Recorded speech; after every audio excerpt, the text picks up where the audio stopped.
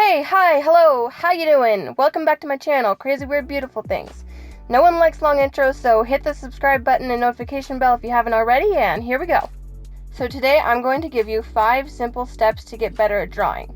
Notice I said simple, not necessarily easy. Stay till the end to hear step number 1, the most important and crucial step to improve your drawing. Step number 5 is to decide what type of art you like best and focus on getting better at that one type.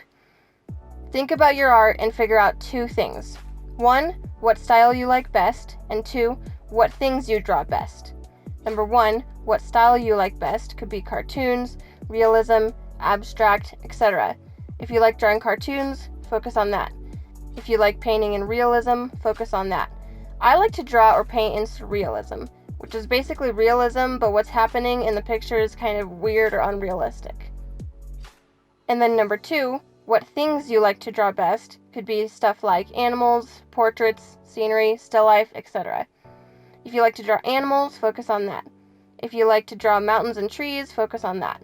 I like to draw people, so almost all of my artwork has a person or part of a person in it, like an eye or a hand. So, once you figure out the type of art you like best, you can work on getting a lot better at that one type, instead of being mediocre in several different types that you don't particularly like. Next is step number 4, finish your piece till the end, even if it looks ugly and hideous and you think there's no way on earth it could turn out to be even remotely presentable. 90% of the time, either you've been staring at your artwork for way too long and now it just looks weird, or it's just in that weird half-finished phase when literally nothing looks good. If you've been staring at it for too long, take a good long break, come back to it later, and finish it. If it's in that half-done phase, just keep going. I'm speaking from experience here, it'll get out of that phase eventually, and sometimes can turn out to be one of your favorite pieces. And you know what? If it doesn't, and your artwork does turn out terrible in the end anyway, you just got more practice in and learned what doesn't work. Next time you'll have that much more knowledge. Step number 3 is really important, especially if you work more on the realism side of things. This step doesn't always apply to cartoons or abstract art.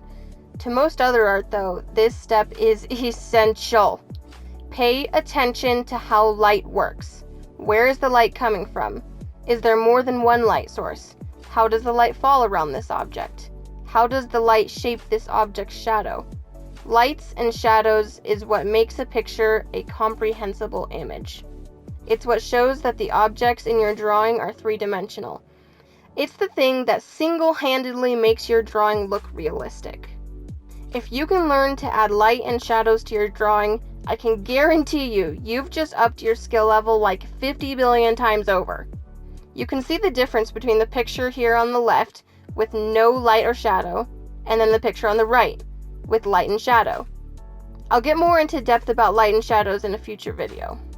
But for now, let's move on to step number 2.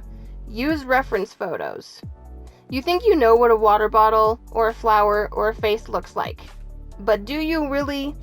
If you want to draw something that looks like the real deal, you can't just draw it from memory, at least not in the beginning.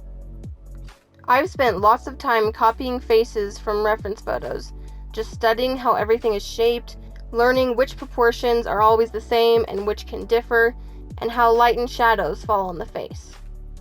After you study reference photos and copy them down exactly, down to all the little seemingly unimportant details, again and again, you'll begin to see patterns. You're finding the things that remain the same in all the photos of faces, for example, and then storing that in your memory. Eventually, you can come to the point where you can draw a decent face from memory, like this one I did here. But you can see, even after years of practice, this face doesn't look completely real.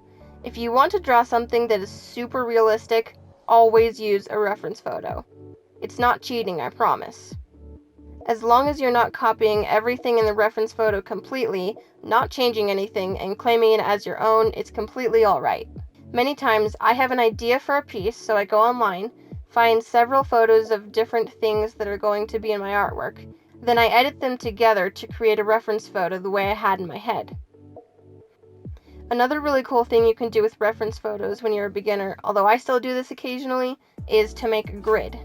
I learned this in my sophomore year of high school and have since used it a ton.